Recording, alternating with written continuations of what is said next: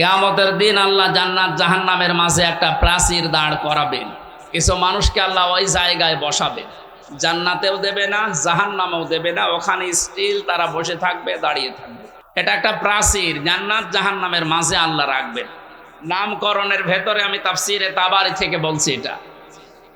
নবীজি বলেন সাহাবীরা, এখানে আল্লাহ যাদেরকে বসাবেন এদেরকে জান্নাতেও দেবে না জাহান্নামেও দেবে না, একেবারে স্টিল। প্রশ্ন করলেন সাহাবী, হে নবী, এদেরকে আল্লাহ জান্নাতে দিচ্ছে না কারণ কি? বিশ্বনবী জানিয়েছেন এই মানুষগুলোকে আল্লাহ জান্নাতে দেবে না তার অন্যতম কারণ এরা মা বাবার সাথে খারাপ আচরণ করত। এরা নামাজ পড়েছে, রোজা রেখেছে, ভালো ভালো কাজের আঞ্জাম দুনিয়ায় দিয়েছে, দান সাদগা এদের সব ছিল, শুধু একটা বিষয় পারিবারিক জীবনে মা বাবার সাথে এদের ভালো ব্যবহার ছিল না। এজন্য কোরআনে কারিমে আল্লাহ জানিয়েছেন ক্বাদা রাব্বুকা আল্লা তা'বুদু ইল্লা ইয়্যাহু ওয়া বিল ওয়ালিদাইনি ইহসানা। আমি আল্লাহ রায় দিয়েছি। রায় দিচ্ছেন কে? আমি আল্লাহ রায় দিয়েছি, ফয়সালা করেছি, সিদ্ধান্ত নিয়ে ফেলেছি যে আমি আল্লাহ ছাড়া কারো ইবাদত করা যাবে না। আর মা বাবা যাদের আছে তাদের সাথে ভালো ব্যবহার করা লাগবে। আয়াতের ভেতরে দুইটা বিষয় বেশি। কয়টা? এই যে আল্লাহর ইবাদত করা লাগবে, আল্লাহর আইন মানা লাগবে, কোনো প্রশ্ন করা যাবে? বলেন বলেন, আপনার বুঝে আসুক বা না আসুক, আল্লাহর আইন আল্লাহর ইবাদত মাস্ট বি। আপনাকে এই জন্য আল্লাহ বানিয়েছে। তাহলে আল্লাহর আইন মানা এটা ফরজ। আল্লাহর আইন মানা কি? আরো জোরে বলেন। মা বাবার আইন মানা কি? না, এই শোনেন, মাঝখানে ওয়া আল্লাহ দিয়েছেন, খেলা করার জন্য দিয়েছেন। ওয়া বিল ওয়ালিদাইনি ইহসানা। মা বাবার আইন মানা ফরজ না, মা বাবার সেবা করা ফরজ। মা বাবার পেছনে খরচ করা, তাদের সেবা শুশ্রূষা করা, এটা কিন্তু নফল না, মুস্তাহাব না, মুবাহ না। এটা আল্লাহর নামাজ যেমন পড়েন ঠিক ওই রকম ফরজ। এ মানুষগুলো এই কাজ করে না, এই জন্য আল্লাহ এই জায়গায় দাঁড় করিয়ে রেখেছে। সাহাবী বলেন, হে নবী, এদেরকে আল্লাহ জাহান্নামে দেয় না কেন তাহলে?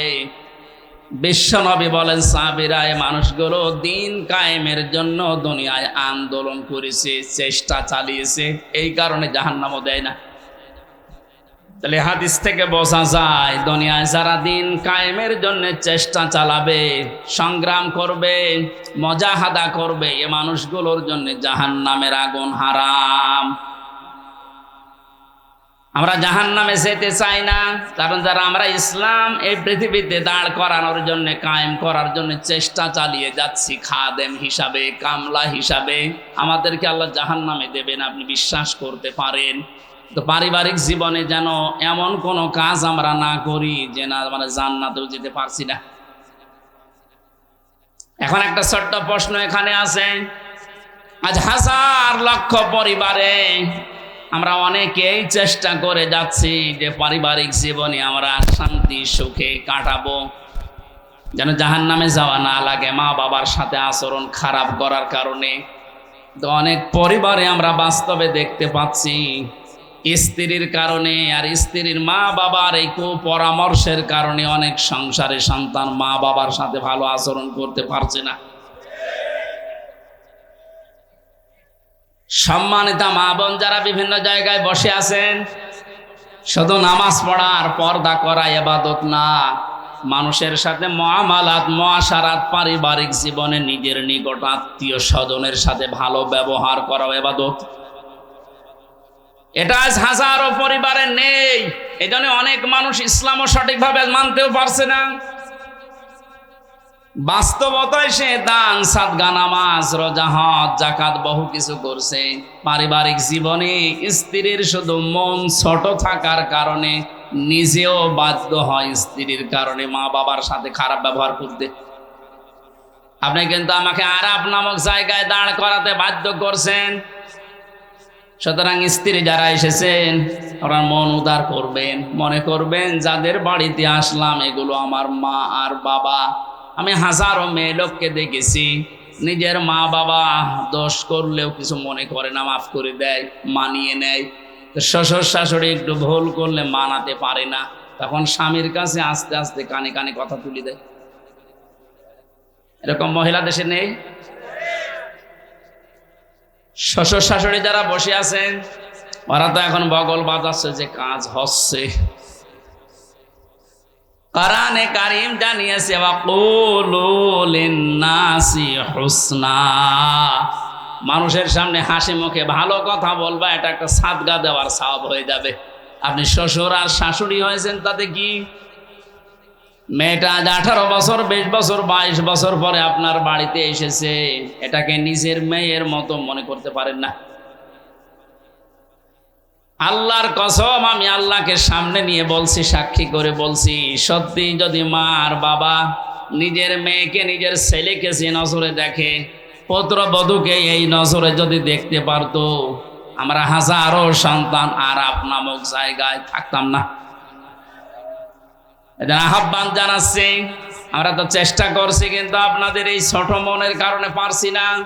আপনার মনটা উদার করেন, কি করবেন আপনি দুনিয়ার এই সয় সম্পদ দিয়ে যদি জাহান্নামে যাওয়া লাগে? আল্লাহ আমাদেরকে আরাফ নামক এই জায়গায় যেন দাঁড় করিয়ে ভাগ্য হত না করেন। নবীজি কিন্তু হাদিসের শেষে আর বলেননি যে এরা যাবে কোথায়। বলেন তো এই হাদিসে পর্যন্ত থাকলে কি দাঁড়াচ্ছে অর্থ?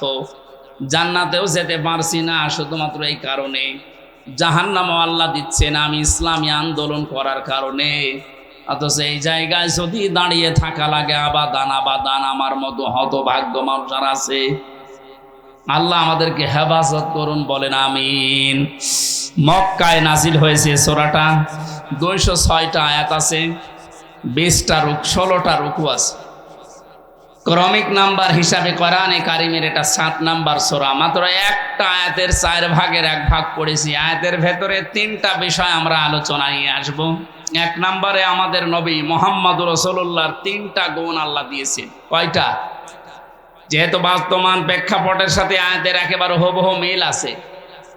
2 নম্বরে আল্লাহর নবীর কর্মসূচি ছিল এই দুনিয়ায়, এই আয়াতের ভেতর থেকে আমরা 6টা পেয়েছি। কয়টা? 3 নম্বরে আমরা যারা তার উম্মত এখন দাবি করব কিয়ামত পর্যন্ত, তাদের কর্মসূচি হবে, তাদের করণীয় হবে 4টা। তাহলে নবীজির পরিচয় তুলে ধরা হবে আয়াত দিয়ে 3টা, বিশ্বনবীর কর্মসূচি তুলে ধরা হবে 6টা, আর আমাদের করণীয় তুলে ধরা হবে 4টা। সব মিলে 13টা। কয়টা? এই 13টা বিষয় আজকের আলোচনায় আছে। আমরা একটা একটা করে তাফসীর আকারে শুনছি। আপনারা আছেন তো? আল্লাহ পাক বলেন আল্লাযীনা ইয়াত্তাবিউনার রাসূলান নাবিয়্যাল উম্মিয়্যা, তোমরা অনুসরণ করো, ইত্তেবা করো, দেখে দেখে চলো। এই যে তাবউন শব্দটা আছে, আমি 12 সালে যখন আলোচনা আরম্ভ করেছিলাম বিশ্ববিদ্যালয়ের 2nd ইয়ারে থাকতে, ওই সময়ে তাবউনের ব্যাখ্যা বলেছিলাম। অনেকে ইন্টারনেটে এটা দেখেছেন, মনে আছে আপনাদের? তাবউন মানে কি? তাবউন মানে দেখে দেখে চলা।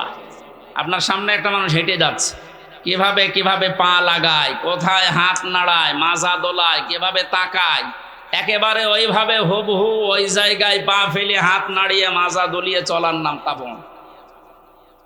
আল্লাহ পাক এখানে ইত্তেবা দিয়েছেন, আল্লাযীনা যারা ইয়াত্তাবিউনা অনুসরণ করছে, করবে। এটা মোজারে, বর্তমান, ভবিষ্যৎ, প্রেজেন্ট, ফিউচার। কার অনুসরণ করছে, করবে? রাসূলান নাবিয়্যাল উম্মিয়্যা, বিশ্বনবীর পরিচয় আল্লাহ এখানে দিয়েছেন 3টা। 1 নম্বরে রাসূল ছিলেন তিনি, 2 নম্বরে তিনি ছিলেন নবী, 3 নম্বরে তিনি ছিলেন উম্মি। এবার আসেন তো, রাসূল কাকে বলে, নবী কাকে বলে, উম্মি কাকে বলে? এ পৃথিবীতে বহু নবী এবং রাসূলের কথা আমরা শুনেছি। 1,24,000 নবী রাসূলের কথা আমরা জানি। পৃথিবীতে আল্লাহ মানুষকে হেদায়েত দেওয়ার জন্য, পথ প্রদর্শন করার জন্য পাঠিয়েছেন। এতগুলো নবীর জীবনী, কর্ম পদ্ধতি বলতে বলতে তো সময় চলে যাবে। আমি গুরুত্বপূর্ণ কয়েকটা নবীর জীবনী থেকে বলছি। যত নবীকে আল্লাহ দুনিয়ায় দাওয়াতি কাজ করতে পাঠিয়েছিলেন, সবচাইতে বেশি কষ্ট সহ্য করেছিলেন হযরতে মুহাম্মাদুর রাসূলুল্লাহ। এনার পরে যার নামের তালিকা পাওয়া যায় তিনি হযরতে ইব্রাহিম আলাইহিস সালাম। এনার পরে যার নামের তালিকা আছে হযরতে নূহ আলাইহিস সালাম।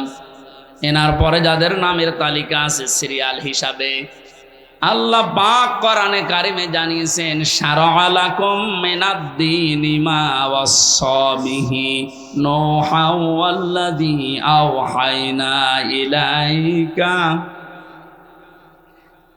আমি নির্ধারিত করে দিলাম, লিখে দিলাম, নির্ধারণ করে দিলাম, আমি আল্লাহ সই স্বাক্ষর করে দলিল করে দিলাম তোমাদের জন্যে। নূহ আলাইহিস সালামকে, ইব্রাহিম আলাইহিস সালামকে, ঈসা আলাইহিস সালামকে, এই সমস্ত মুসা আলাইহিস সালাম, এই বড় বড় নবীদের নামগুলো দিতে দিতে আল্লাহ জানিয়েছেন, হে নবী, এই প্রত্যেকটা নবীকে কিন্তু আমি আল্লাহ জানিয়েছিলাম আনাকিমুদ্দিন, তোমরা দিন কায়েম করো। আপনাকেও আমি ওহী করলাম ঠিক ওইভাবে, ওয়াওহাইনা ইলাইকা, আপনার প্রতি আমার একই ওহী, আন আকিমুদ্দিন, আপনি দিন কায়েম করেন জমিনে, ওয়ালা তাতাফাররাকু ফি, এ বিষয়ে কোনো ফতোয়াবাজি করবেন না। সময় কিন্তু এসে গেছে এখন এই দেশে ঠিক ওই রকম। আর যে যেখানে যে মতে চলেন না কেন, সবাইকে আমরা আহ্বান জানাচ্ছি, সবাই আসেন ঐক্যবদ্ধ হয়ে আল্লাহর দিন, কোরআনে কারিম, ইসলাম এই দেশে আমরা এখন কায়েম করার পরিবেশ তৈরি করি। সত্যি যদি এটা কায়েম না হয়, হালালকে হালাল শ্রেণী অনেক সময় মানা যাবে না, হারামকে হারাম জানার পরও ছেড়ে দেওয়া যাবে না। এ 17 বছর যেটা দেখলাম, এই জন্য আমাদের সবচাইতে বড় কাজ হবে এখন আল্লাহর এই জমিনে আল্লাহর দিন কি করে কায়েম করা যায়, দাঁড় করানো যায়। বিশ্ব নবী মুহাম্মদুর রাসূলুল্লাহকে আল্লাহ রাসূল বলে ঘোষণা দিচ্ছেন যে, হে নবী, আপনি আপনার পরিচয় উম্মতদের সামনে দেবেন যে আমি তোমাদের জন্য রাসূল হয়ে এসেছি। 511 জন রাসূলের কথা আমরা পড়েছি, আর বাকিগুলো সব আল্লাহ নবী হিসাবে পাঠিয়েছিলেন। এই সমস্ত মানুষদের দায়িত্ব কোরআনে কারিমে এক একটি আয়াতের ভেতরে আল্লাহ দিয়েছেন, ওয়ালাকাদ বাআসনা ফি কুল্লি উম্মাতির রাসূলান আনি ইবুদুল্লাহ ওয়াজতানিবুত তাগুত। রব্বুল আলামিন বলেন, এ পৃথিবীর যত, ওয়ালাকাদ বাআসনা ফি কুল্লি উম্মাতির রাসূলান, প্রত্যেকটি জাতির জন্য আমি আল্লাহ রাসূল পাঠিয়েছিলাম।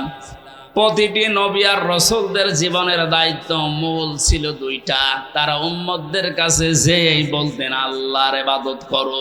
কার ইবাদত? এই শব্দটা নিয়ে আজ হাজারো জায়গায় আমরা এই দেশের ভেতরে অনেক ভেজাল দেখতে পাচ্ছি। এই যে ইবাদত, এই শব্দটা ব্যাপক অর্থবোধক একটা শব্দ, এটা নিয়ে আজ হাজারো ঝামেলা ভেজাল তৈরি করে শব্দটাকে আজ কলঙ্কিত করে ফেলেছে অনেকে। এই জন্য সতর্ক হওয়ার সময়, সংস্কারের সময় যখন চলছে, আমরা এখন সতর্ক এবং সংস্কার এই মন নিয়ে আমরা ইবাদত করব। আমার ইবাদতের ভেতরে যেন কোনো ভেজাল না আসে। গাড়ি গাড়ি ইবাদত করা লাগবে, কোরআনে আল্লাহ এমন দেয়নি। ইবাদত করো, আখলিস দীনাকা ইয়াকফিকাল আমালুল কলিল। তোমার ঈমানটা যদি খাঁটি হয়, কাজকর্ম আমল যদি কম হয়, আমার আল্লাহ মাফ করে দেবে। আমাদের অনেকের কাজ কারবার দরবেশ বাবার মতো গাড়ি গাড়ি দেখতে পাচ্ছি। ওর একটা বক্তব্য শুনেছিলাম কয়েকদিন আগে, ও বলেছে কোরআনেও সমস্যা আছে। এই নামটা নিয়ে, আহলে হাদিসের নাম নিয়ে অনেক মানুষ আজ মানুষকে ধোঁকা দিচ্ছেন। আহলে হাদিস এই শব্দটা খারাপ না, কিন্তু শব্দটা নিয়ে আজ ধোঁকা দিয়ে বোকা বানিয়ে অনেকে এখনো পর্যন্ত জালেমদের পা চাটতেছে। কালকের বক্তব্য ছিল একজনের রফিক নামে, আমি নাম নিয়েছি এই কারণে চেনার জন্য। এই লোকটা জানাচ্ছে এখন জনগণকে, আবু সাঈদ নামে এই ছেলেটা শহীদ হয়নি, ও নিজে আত্মহত্যা করেছে।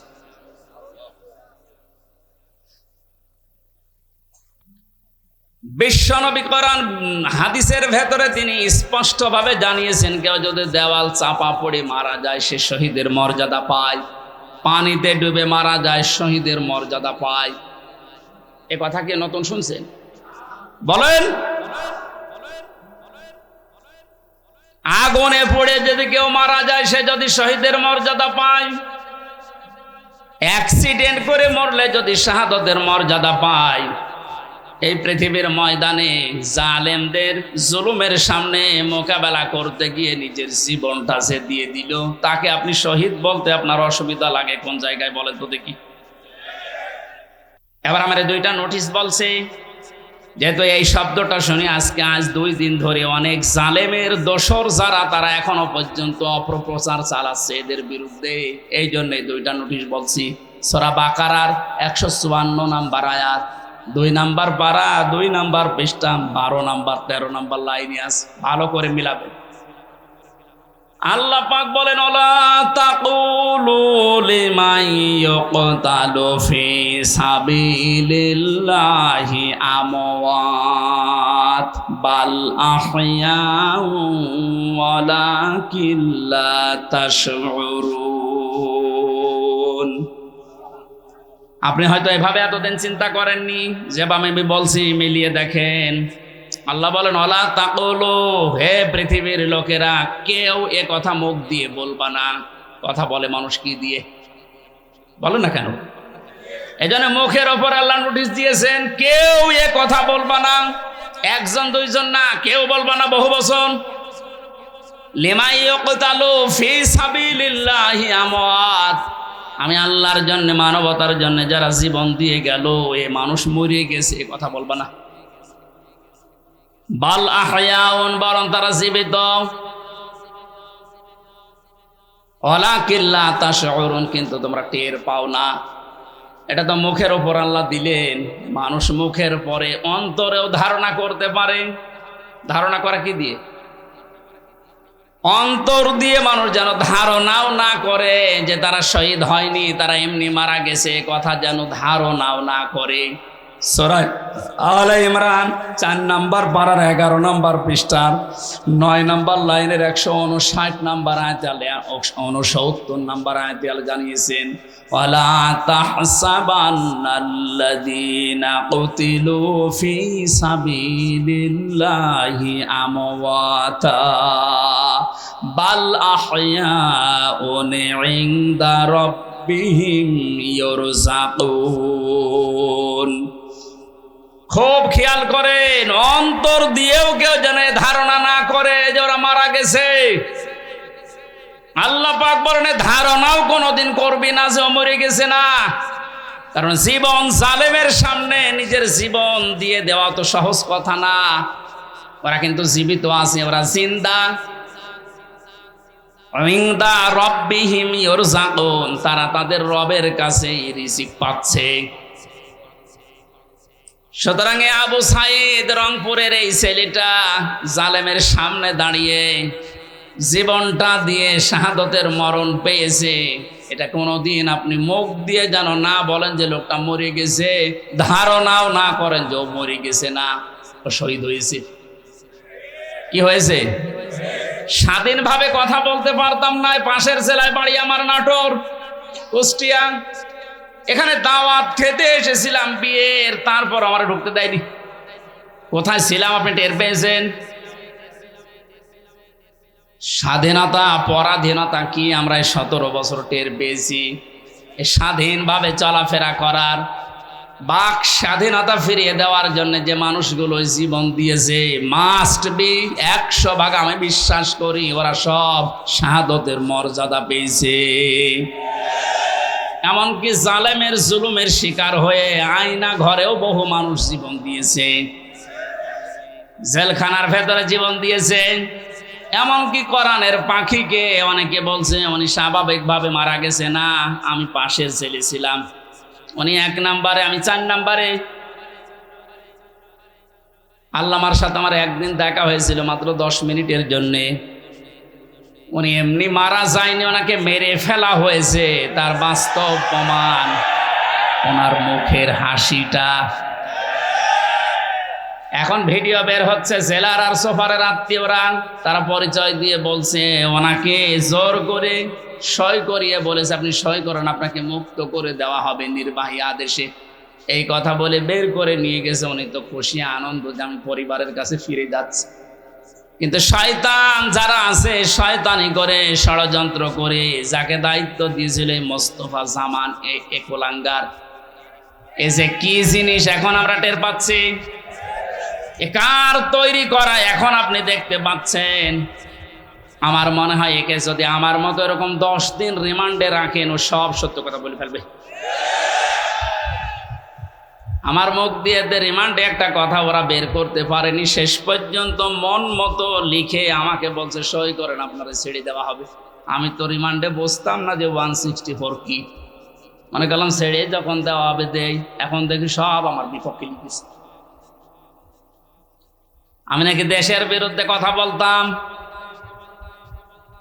যতগুলো বক্তব্য দিয়েছি দেশের ভালোবাসার পক্ষে দিয়েছি, কারণ দেশকে ভালোবাসা এটা ইমানের অঙ্গ। আরে মানুষগুলো এটা আমাকে বলে কয়ে নিয়েছে যে বলেন আপনি যে আপনাকে এ দেশের কিছু মানুষ টাকা পয়সা দিয়ে ব্যবহার করে যে আপনি দেশের বিরুদ্ধে, এই সরকারের বিরুদ্ধে, তাহলে আপনাকে ছেড়ে দেব। শেষ পর্যন্ত বলতে রাজি যখন হলাম না, 11 ঘন্টা আমার টাঙিয়ে রেখেছিল কালো কাপড় দিয়ে চোখ বেঁধে। নিজেরা বলা করতো হুজুর আপনি নির্দোষ আমরা জানি, কিন্তু আপনাকে কথা বলা লাগবে। পেছনে হাত হ্যান্ডকাপ দিয়ে বেঁধে কালো কাপড় দিয়ে চোখ বেঁধে 11 ঘন্টা এক জায়গায় আমার নামাজও পড়তে দেয়নি। 4 ওয়াক্ত জোহর আসর মাগরিব এসে আমি সব ইশারায় পড়িছি। এখন নামাজ পড়ছি কোন সময় আমি তাও জানি না, কারণ মাটির নিচে তো। সর্বশেষ যখন বললাম না এত বড় মিথ্যা কথা আমি বলতে পারবো না, আকিস গ্রুপে আমি চাকরি করতাম, ওনাদের বিরুদ্ধে হাজার হাজার কথা লিখতে বলেছেন, একটাও পারবো না, কারণ ওনারা এরকম না। শেষে আমার বলছে যদি আপনি আজকে সন্ধ্যার ভেতরে এগুলো স্বীকার না করেন, না বলেন, তাহলে আপনার বউ তুলে নিয়ে আনবো। কি চরিত্র দেখিস। আর এখন অনেক সুর তুলছে অনেকে যে এদের মাফ করে দাও। এই জালেমদের মাফ করা মানে মাজলুমের উপরে অবিচার করা।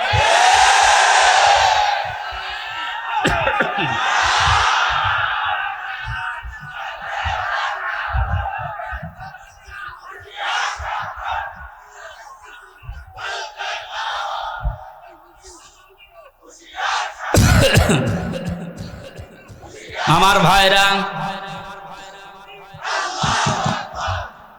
আপনি আমান আজমের জীবন ফিরিয়ে দিতে পারবেন?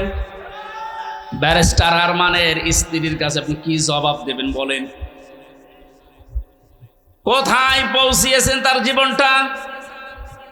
কি ট্যালেন্টেড সন্তান ছিল মীর কাশেম আলীর। আমি জেলখানায় থাকতে এক কারারক্ষী এসে আমারে কুতুবউদ্দিন ওর বাড়ি, রাজবাড়ি, রাত 12টার পরে যখন ডিউটি হয়েছে এসে বলছে হুজুর একটা গোপন কথা বলি, কাউকে যেন বললেন না এখানে, তাহলে আমার সমস্যা হবে।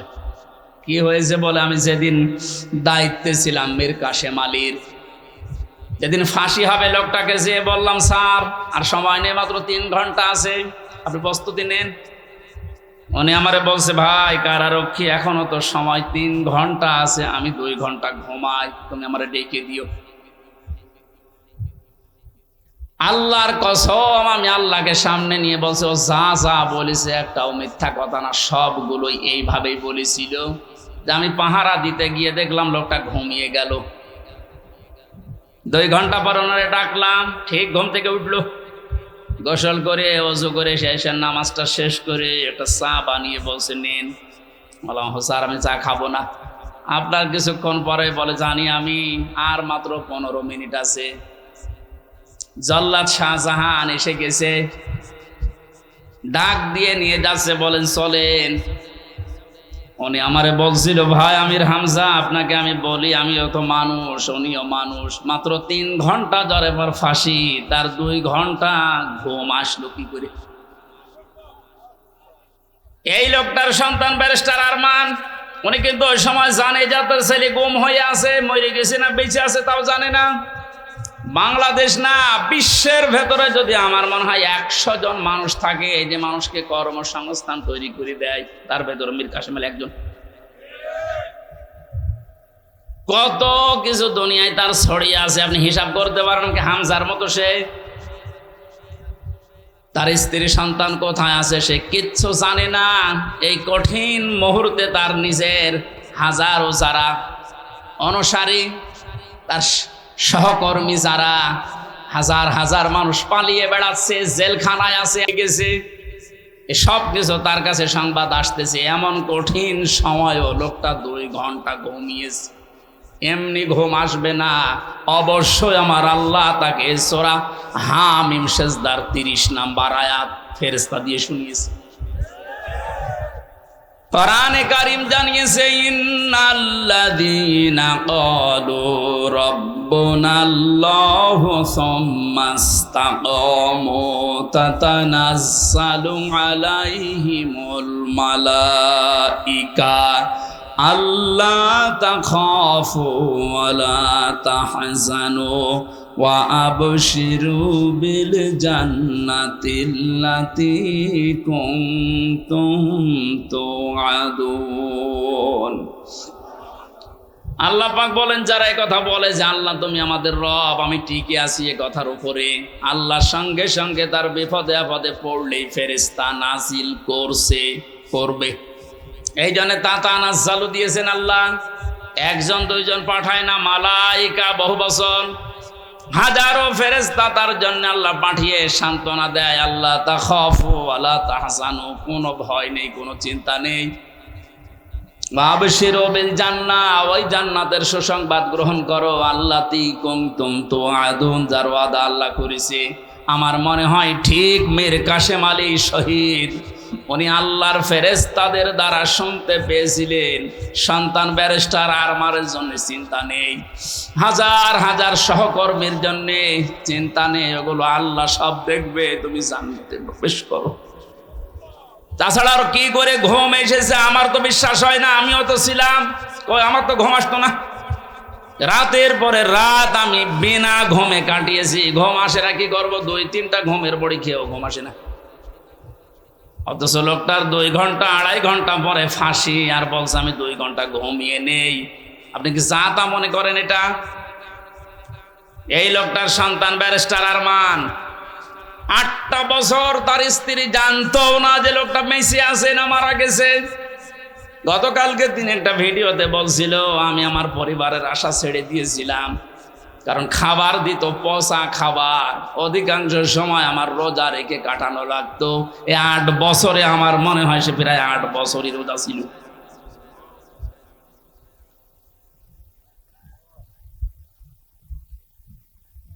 কোথায় পৌঁছিয়েছে তারা এই মানুষগুলো? আর উল্টা পাল্টা এখনো পর্যন্ত অনেক জালেমের দোসররা ধারণা করে যাচ্ছে যে কি করেছি যে আমাদের দেশ থেকে তাড়িয়ে দিল। কি করেছেন আপনি টের পাচ্ছেন না? আপনি যদি কিছু না করেন, আপনার শুধু আইনা ঘরের কারণে ফাঁসি হওয়া দরকার।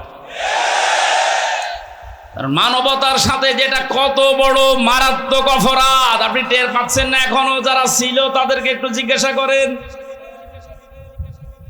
ব্যারিস্টার ব্রিগেডিয়ার আমান আজমি ভাই শেষ পর্যন্ত এ কান্না জড়িত কণ্ঠে বলেছে যে আমি সূর্যের আলো কি এই 10-12 বছর দেখি নাই।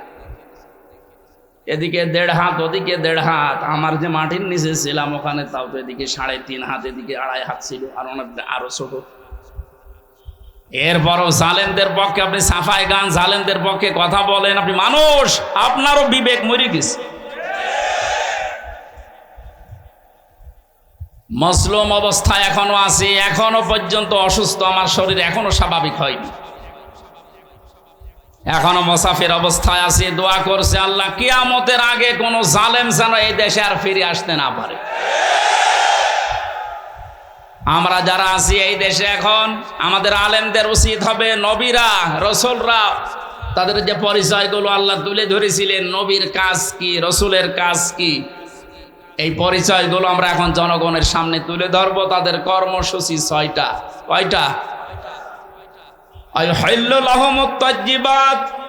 তারা হালাল করতো পবিত্র জিনিস, আজ বাংলাদেশে হালাল করা লাগবে পবিত্র জিনিসগুলো, আর হারাম করতো তারা অবৈধ জিনিসগুলো। বাংলাদেশে এখন প্রত্যেকটা সেক্টরে এখনো পর্যন্ত হারাম জিনিস জিয়ে রাখা হয়েছে।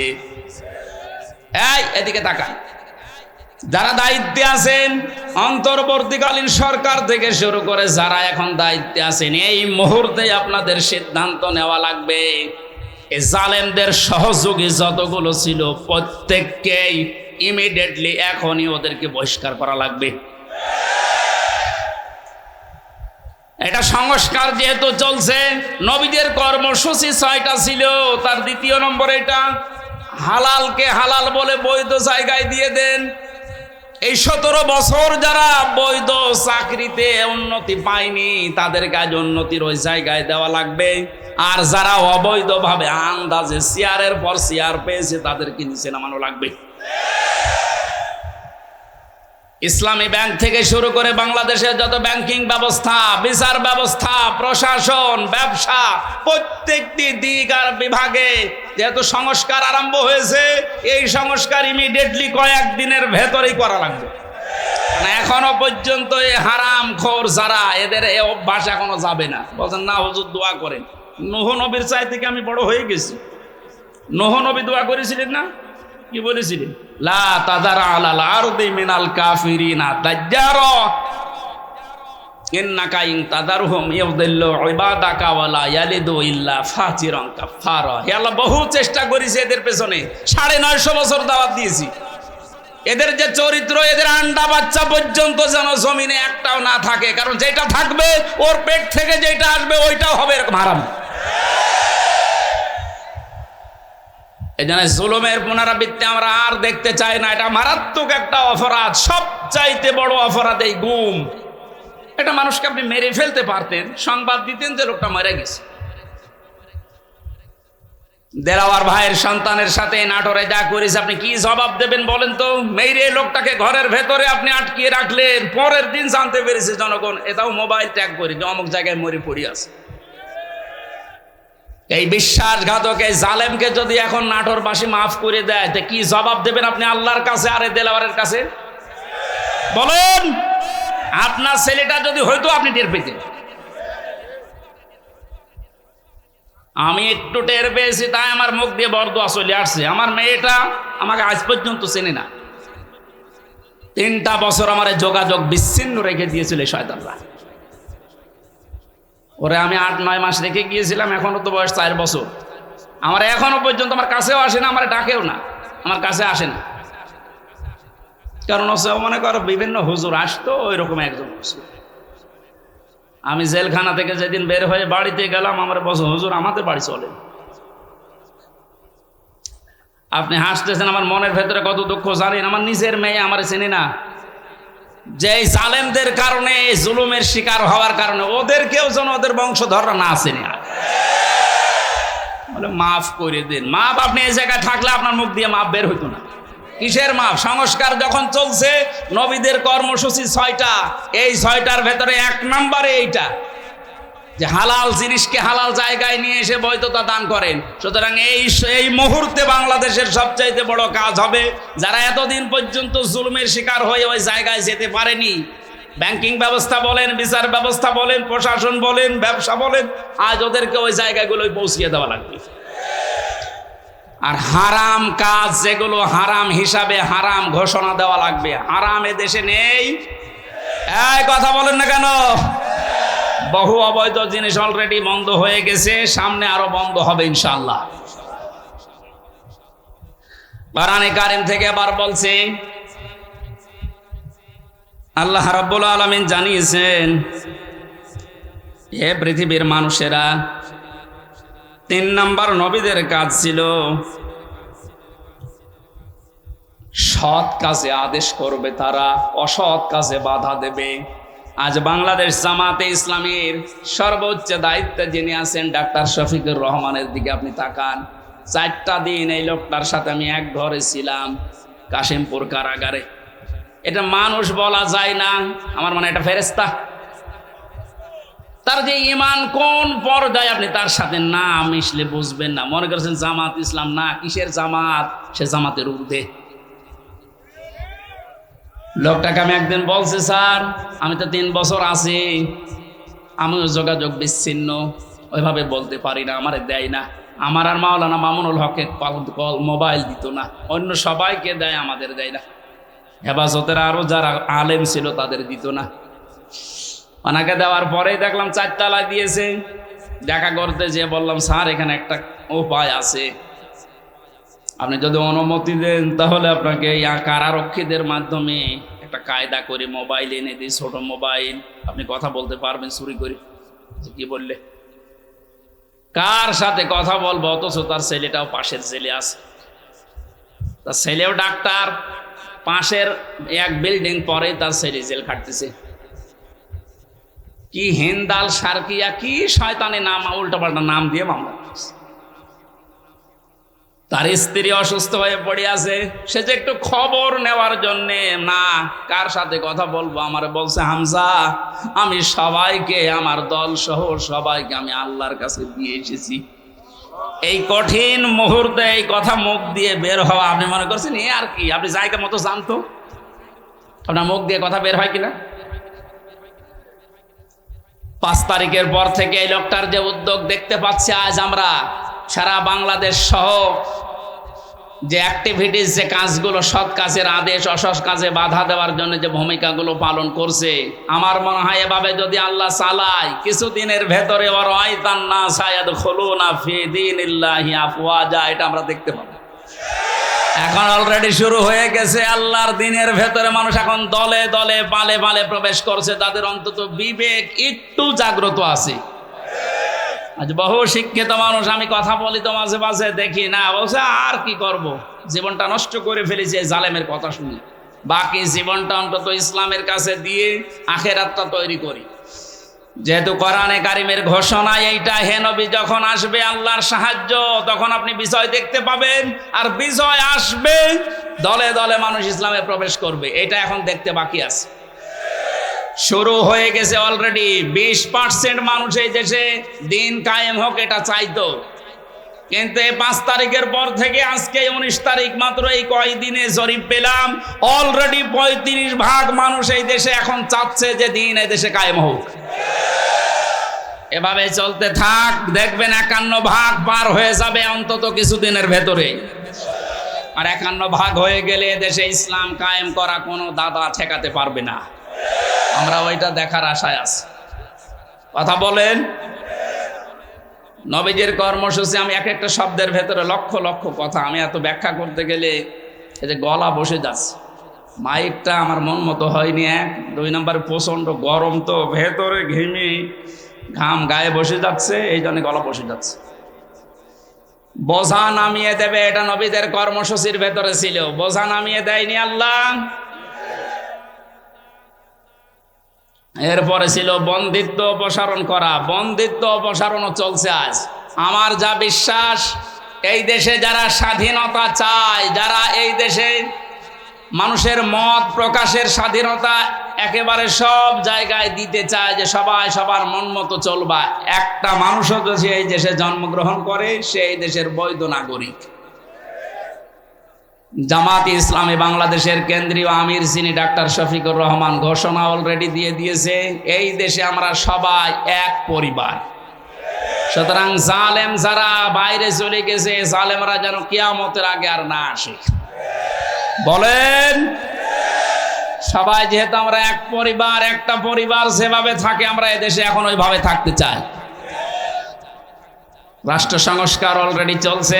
বন্দিত্ব যারা ছিল এখন তাদেরকে মুক্ত করার এই সংস্কারও চলছে। বিনা কারণে যারা বিনা বিচারে আটক অবস্থায় ছিল, আল্লাহ যেন এটাও তাড়াতাড়ি খুব দ্রুত করে দেন। বলেন আমিন। নবীদের এখান থেকে আমরা যারা উম্মত, তাদের 4টা কাজ এই মুহূর্ত থেকে শুরু করা লাগবে। 1 নম্বরে আল্লাযিনা আমানু, যারা ঈমান আনার দরকার আমাদের এখন। ঈমান এখন বলেন আমার ঈমান নেই মানে আমি মুসলমানের ঘরের সন্তান, আমার বাবা ঈমান, ইমানদার দাদা ইমানদার, আমিও ইমানদার, না। ইমানদারের প্রকাশ হচ্ছে আল্লাহর কোরআনে যে নিয়ম নীতিগুলো আছে ওইগুলো বাস্তব বিশ্বাস করে দেখানো। এটা এখন দেখাতে পারবো না ইনশাল্লাহ। কোনো কিছু নেই সামনে। যে জালেমদের কাছে আর 14 বার অনুমতি নেওয়া লাগতো, ওই জালেমরা এখন অনুমতি নিয়ে পা ফেলবে ইনশাল্লাহ সামনে।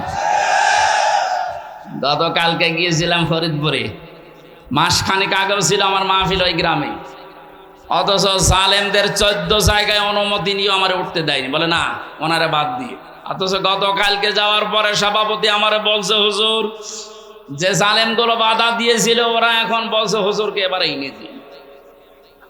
দিন পাল্টে অলরেডি গেছে। এদিন বদল যখন শুরু হয়েছে, সংস্কার চলছে। যেখানে যেখানে জুলুম অত্যাচার, ছাত্র ভাইরা যারা আছে ঐক্যবদ্ধ হয়ে এই জুলুমের অবসান ঘটানোই লাগবে ইনশাআল্লাহ। বহু ব্রিজ এই দেশে আছে যেখানে ফেরেশতারা মনে হয় টোল নিত। আমার কুষ্টিয়ার এই যে মেহেদি রমি ব্রিজের যে টোল, এক শয়তান নাকি আদায় করতো। 5 তারিখে স্বাধীন হওয়ার পরে বিকালে ওটা উড়িয়ে দিয়েছে, এখন সবাই খুশি। এরকম বহু জায়গায় অবৈধভাবে যারা টোল তুলতো, এই টোলগুলো যেন সব ভেঙ্গে গড়িয়ে মাটির সাথে মিশিয়ে দেওয়া হয়। আমাদের ইমান তাহলে 2 নম্বরে নবীদেরকে সাহায্য করা। নবী যেহেতু নেই, নবীর উত্তরাধিকারী এখন যারা, নবীর অনুসারী এখন যারা কাজকর্ম চালাচ্ছে ইসলাম এই দেশে নিয়ে আসার জন্য, তাদের সাহায্য করা আমাদের কর্মসূচির ভেতরে নিয়ে আসতে হবে। আমি এটা বানিয়ে বলছি। সূরা আরাফের 157 নম্বর আয়াত আপনি বাড়ি যেয়ে তাফসীর আকারে পড়েন, এইটা পাবেন। 3 নম্বরে তাদের সাহায্যে যাওয়া লাগবে। সুতরাং আজ যারা এই দেশে একামতে দিনের দায়িত্ব পালন করছে, আপনি তাদের সাহায্যে যান, দেখেন তাদের অ্যাক্টিভিটিস, তাদের কর্ম, তাদের চরিত্র কি, এগুলো দেখে যদি আপনার ভালো লাগে আপনি তাদের সাহায্য করেন। 4 নম্বরে তাদের সাহায্য শুধু করবেন না, এদের ওপরে যে নূর আল্লাহ নাজিল করেছে নবীদের ওপরে, এই নূর মানে কোরআন শরীফ, এই নূরের বাস্তবায়ন যেন হয়। এই নূর দেখে দেখে সামনে আমাদের পথ চলা লাগবে। আল্লাহ এই 13টা জিনিস আমাদের জীবনে যেন এনে দেন, বলেন আমিন। আমি আমার এই ছোট্ট ইমান থেকে এবং ছোট্ট জীবন থেকে যেটা দেখলাম, বাংলাদেশে যারা একামতে দিনের দায়িত্ব পালন করছে এবং সামনে করবে, আমি গ্যারান্টি দিতে পারি এ মানুষগুলোর ভেতরে যদি 4 আনা দুর্নীতি কোনোদিন পান, তাহলে আপনি সঙ্গে সঙ্গে আস্তাগফিরুল্লাহ বলে মুখ ফিরিয়ে চলে আসবেন। আমার বিশ্বাস, আমি যা পেয়েছি, যা দেখেছি, 4 আনা দুর্নীতি এদের ভেতরে পাবেন না। এই জন্য অনেক নাস্তিক পর্যন্ত আজ বলতে বাধ্য হচ্ছে, এরা যদি 5টা বছর চালাতে পারে এই দেশে শান্তি কাকে বলে আপনি দেখতে পারবেন। আল্লাহ তুমি তোমার কোরআনে কারিম এই দেশে কায়েম করে দাও, এটা আমরা দেখতে চাই। আল্লাহুম্মা আমিন।